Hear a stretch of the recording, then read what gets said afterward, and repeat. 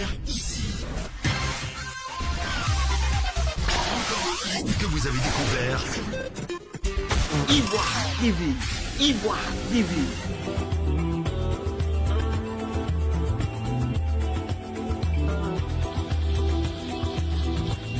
Chers amis journalistes, je suis heureux de vous retrouver pour ce 17e compte-rendu du Conseil des ministres de l'année 2020 et nous allons directement aller à notre sujet. À présent, le communiqué. Le mercredi 8 juillet 2020, un Conseil des ministres s'est tenu de 10h à 12h30 au palais de la présidence de la République à Abidjan, sous la présidence de son Excellence, M. Alassane Ouattara, président de la République et chef de l'État.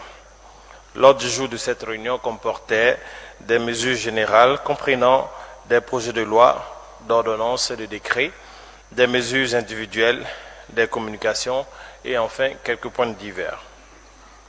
Au chapitre des mesures générales, projet de loi, d'ordonnances et de décrets, au titre du ministère de la promotion des PME, en liaison avec les ministères concernés, le Conseil a adopté une ordonnance et son projet de loi de ratification, ainsi qu'un décret portant sur le fonds de garantie des crédits aux entreprises ivoiriennes. L'ordonnance modifie l'article 1er de la loi du 29 juillet 1968 portant création du fonds de garantie des crédits aux entreprises ivoiriennes, tandis que le décret porte modification du décret du 8 janvier 2020 portant organisation, fonctionnement du fonds de garantie des crédits aux petites et moyennes entreprises. Ces textes modificatifs visent à faciliter et à simplifier davantage l'accès des PME au financement bancaire de façon à soutenir durablement leur compétitivité sur le marché national et international. Au titre du ministère des Eaux et Forêts, en liaison avec les ministères concernés, le Conseil a adopté un décret portant création de la réserve naturelle partielle d'Adjien. Ce décret vise à sauvegarder durablement la lagune Adjien et la forêt périurbaine d'Adjien contre les menaces de la forte pression urbaine et les agressions de toute nature qui mettent en péril l'intégrité et la survie de cet écosystème particulier indispensable à l'approvisionnement en eau potable de la ville d'Abidjan.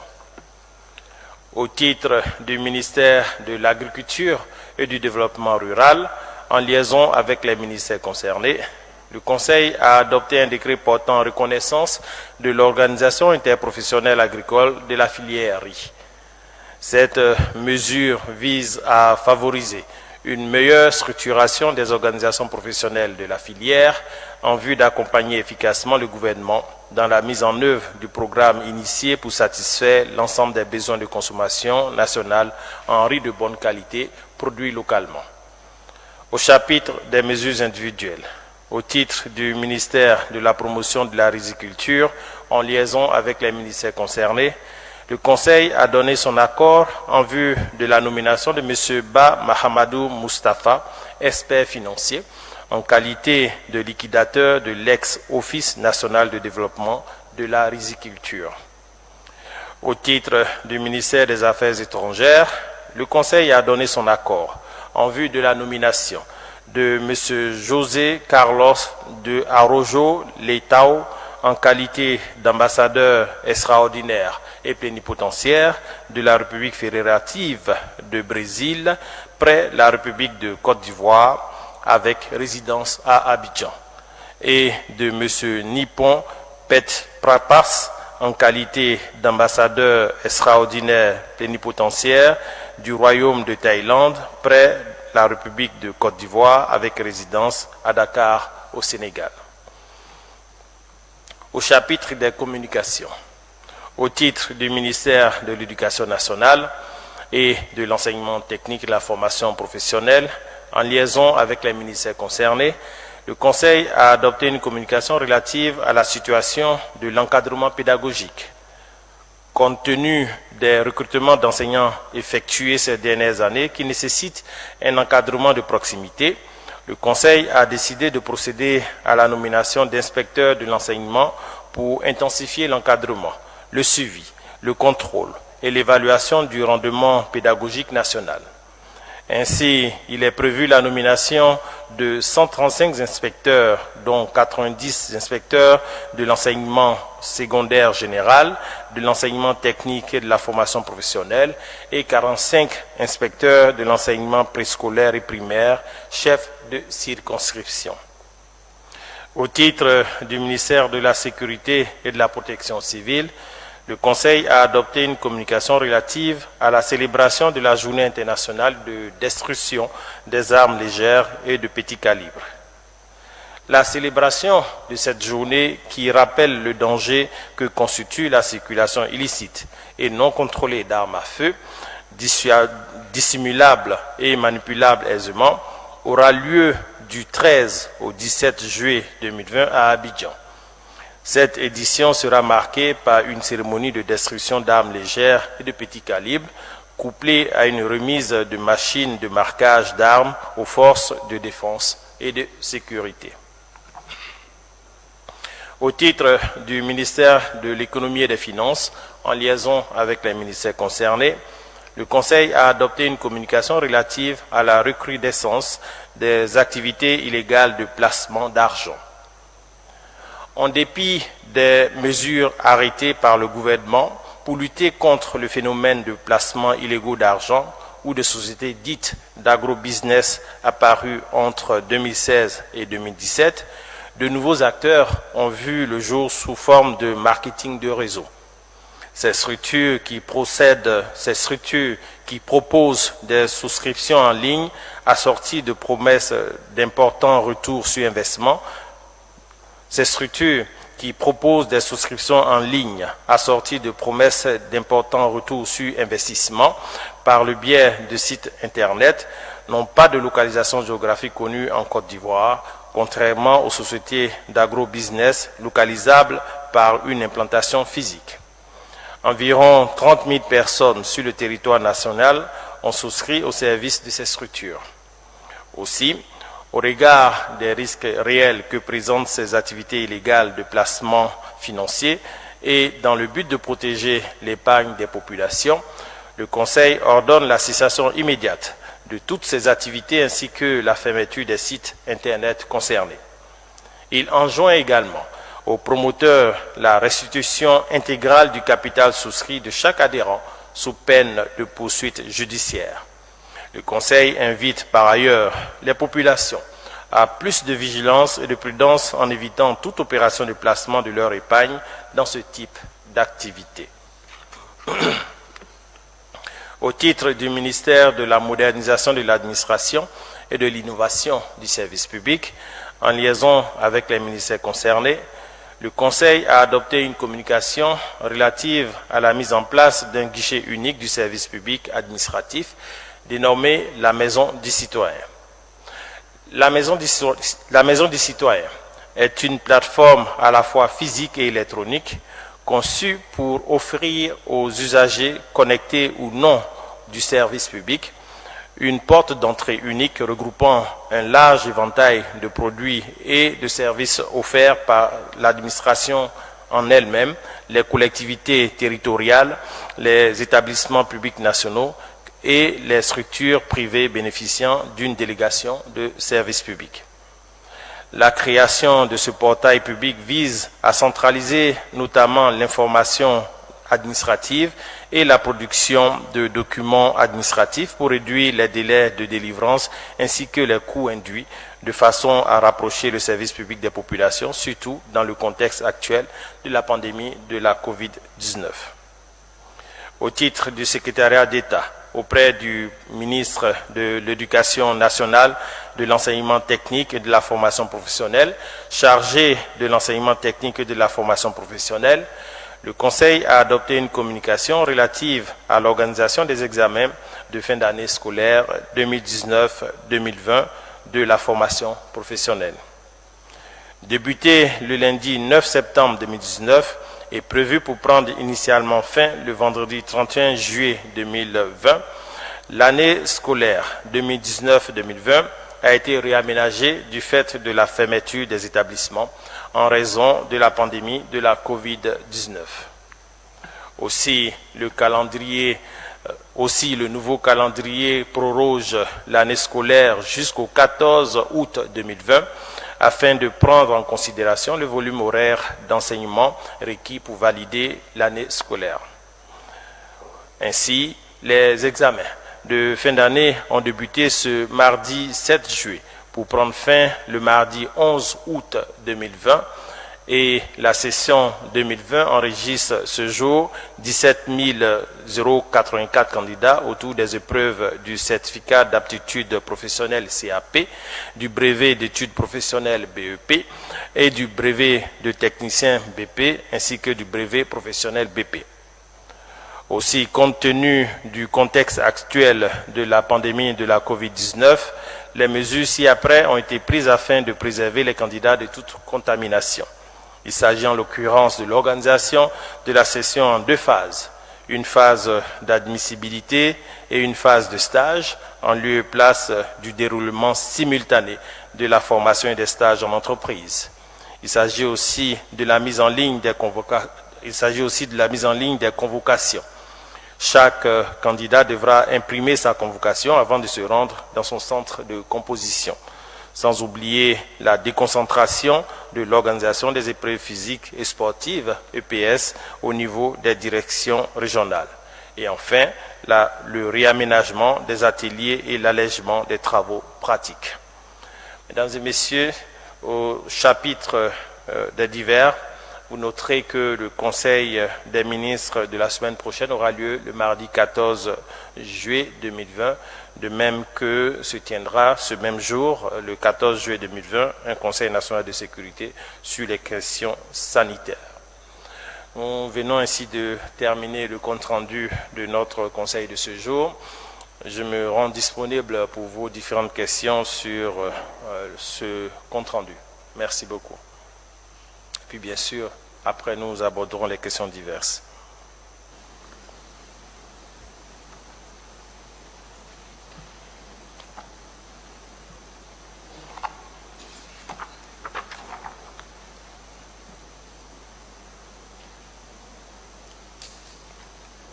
Monsieur le ministre, bonjour.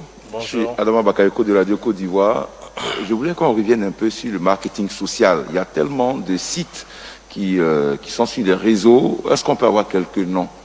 Parce qu'il y en a qui disent être sérieux, d'autres pas. Est-ce qu'on a des noms? Parce que les Ivoiriens, ces derniers temps, ont beaucoup souscrit sur des épargnes en ligne. Merci beaucoup de votre question. Me donner l'occasion de revenir sur cette communication, d'ailleurs, qui porte sur la recrudescence des activités illégales de placement d'argent. En effet, historiquement, de 2007 à 2008, la Côte d'Ivoire a été marquée, vous vous en souviendrez, par le phénomène des maisons de placement d'argent, et ceci d'ailleurs a défrayé la chronique et fait de milliers de victimes. Ce type d'arnaque est réapparu en 2016 et 2017 sous la forme de ce que nous connaissons aujourd'hui, l'agrobusiness, et qui, vous vous souviendrez, procédait de la collecte de l'épargne des populations en leur promettant des retours sur investissement qui s'établissaient sur environ 300 à 1000% de la valeur placée, et cela dans un court délai d'environ 3 à 6 mois. C'est assez exceptionnel et irréalisable. Donc ces différentes activités qui, il faut le relever, sont assimilables à de l'anarque, de l'escroquerie et surtout du blanchiment d'argent. Sur cette période de 2016 à 2017 a comptabilisé en termes d'épargne près de 111 milliards de francs CFA. Et donc, ceci a interpellé le gouvernement qui, en son temps, avait pris des dispositions, des mesures à l'effet de faire cesser les activités de ces entreprises d'agrobusiness. Et par d'ailleurs, le remboursement, le gel des comptes de ces différentes entreprises et un début de remboursement pour ce qui a été saisi par l'État, remboursement des différents épargnants. Et d'ailleurs, l'État même a mis sur place un comité de veille qui, depuis lors, n'a pas cessé de travailler. Mais force est de constater qu'en dépit de ces nombreuses mesures, il y a encore de nouveaux acteurs virtuels qui apparaissent et qui excelle désormais dans ce que vous avez identifié comme étant le marketing de réseau. En réalité, qui procède de la même façon, par ce qu'il est appelé le système du Ponzi en réalité. Les premiers épargnants sont les premiers remboursés. Donc, au titre de ces entreprises-là, vous avez une d'elles, ou bien structure, vous avez entre autres la structure qui s'appelle Crowd 1, vous avez Sairu, vous avez eMoney Entertainment, vous avez eCash et même QNet, qui est, je crois, l'entreprise la plus connue sur la place publique. En plus de ces différentes entreprises, vous avez aussi les tontines numériques qui s'adonnent à ces différentes pratiques.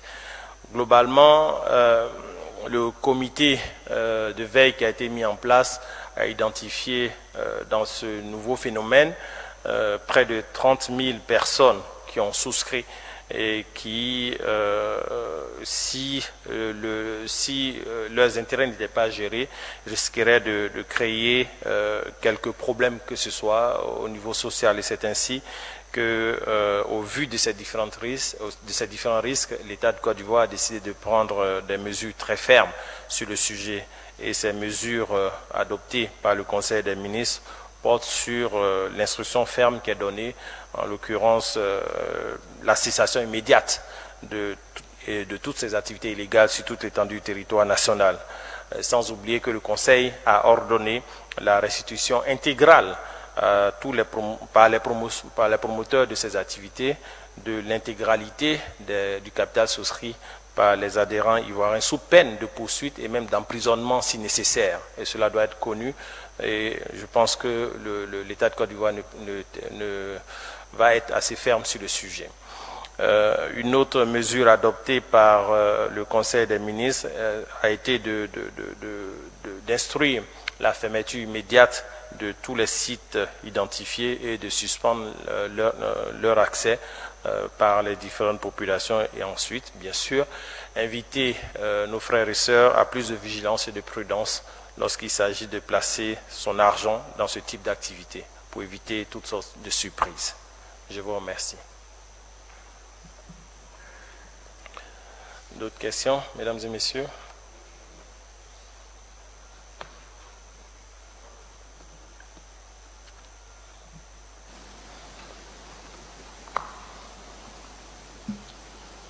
Bonjour, Monsieur le ministre. Bonjour.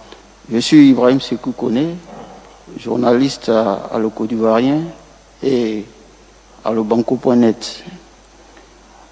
Vous venez de parler de QNet. QNet existe depuis pratiquement 6 ans, 7 ans.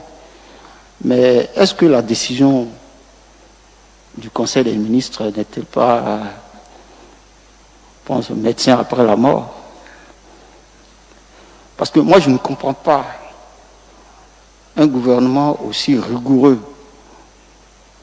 avec à sa tête le président Alassane Ouattara, qui est un économiste rigoureux, qui laisse faire des choses inacceptables.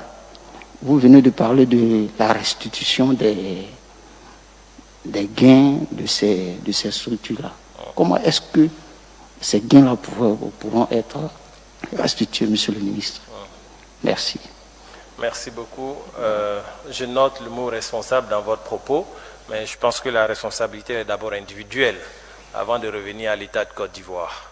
Les dispositifs d'encadrement de ce genre d'initiative existent par ailleurs, mais chacun de nous, nous devons tous être vigilants par rapport au placement et par rapport à tous ces programmes mirobolants ou miroitants qui nous sont exposés.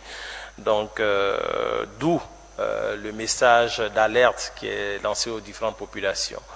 Je vous le disais tantôt, ce n'est pas la première tentative et ceci existe sur tout le paysage africain pratiquement. Et nous avons une réaction, je veux dire, responsable et ferme sur ces différents sujets. Nous avons eu une réaction responsable et ferme quand ces différents problèmes se sont posés. Donc, cela part d'abord de la responsabilité individuelle et lorsque nous sentons que ça commence à prendre une certaine proportion, c'est là que l'État intervient. N'oublions pas que nous sommes dans ce qu'il convient d'appeler une économie libérale de marché. Donc les initiatives privées sont encouragées à la limite de la perversion du dispositif. Et donc c'est ce dont il s'agit ici. Et nous faisons confiance aux Ivoiriens qui savent faire la part des choses, mais il y a certains qui se laissent emballer par des promesses, et donc c'est en cela que l'État intervient pour mettre un frein. Donc c'est partagé. Merci beaucoup. D'autres sujets? En attendant qu'il y ait des réactions, j'aimerais revenir sur une communication qui me semble importante à reprendre. Il s'agit de la communication relative à la mise en place d'un guichet unique du service public administratif dénommé la Maison du Citoyen. En effet, c'est une procédure qui est engagée déjà depuis quelques années par le président Alassane Ouattara et à travers les différents ministres qui ont eu la charge de la modernisation de l'administration, puisque s'inscrivant comme étant une priorité. Et ce dispositif vise dans son opérationnalisation à simplifier l'offre de services aux usagers. Et donc l'outil identifié, c'est ce qui est convenu d'appeler désormais la Maison du Citoyen. C'est quelque chose qui a été opérationnalisé dans d'autres pays, au Cap-Vert, au Rwanda, en Malaisie, au Vietnam, au Portugal, pour apporter les prestations de l'État de Côte d'Ivoire au plus près, en région, aux différentes populations. Donc le partenariat signé avec la Poste de Côte d'Ivoire permettra, à travers le réseau de la Poste de Côte d'Ivoire, qui est constitué de 35 agences à Abidjan et de 200 agences sur toute l'étendue du territoire national, permettra à la Poste de Côte d'Ivoire, qui devient désormais le guichet unique de la prestation administrative, de porter l'information des populations sur les processus administratifs pour aider les populations à préparer leurs différentes formalités, procédures administratives, j'ai dit, la délivrance des documents administratifs, la réception de préoccupations, plaintes, observations à l'endroit des différentes administrations. En d'autres termes, désormais, quand vous aurez besoin de procéder à la réalisation de votre déclaration, de délivrer des documents, la délivrance des documents de naissance, de mariage, de décès, ou en somme de l'état civil, ça sera via ces différents guichets uniques. Pour ce qui concerne l'emploi et la fonction publique, les documents de nomination, d'affectation, de prise et de radiation et de cessation de service, permission, tout cela sera organisé et procédé à travers cette maison du citoyen. Nous n'oublierons pas de revenir sur la thématique de l'éducation, donc les inscriptions, bulletins, orientation, paiement de bourses, services, des examens et concours, tout ça sera procédé à travers cette maison du citoyen. Même du côté de la justice, la délivrance du casier judiciaire et du certificat de nationalité, des grosses de décision, l'établissement des passeports, la demande de visa en ligne. En somme, nous avons désormais un outil pertinent qui va nous permettre de centraliser de façon physique, mais aussi de façon dématérialisée à travers le site 3xW. Attendez que je retrouve l'adresse. Voilà, à travers le site www.servicepublic.gouv.ci, on pourra avoir accès à toutes les prestations de l'administration désormais via cette maison du citoyen. Cela étant dit, est-ce qu'on a d'autres questions sur le conseil, le compte rendu du conseil? Non? Les questions diverses. Merci. Il ne faut pas vous presser pour les questions diverses. Hein?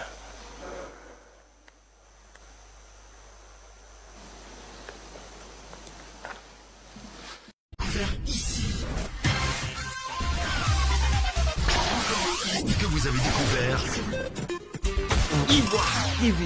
Ivoire TV.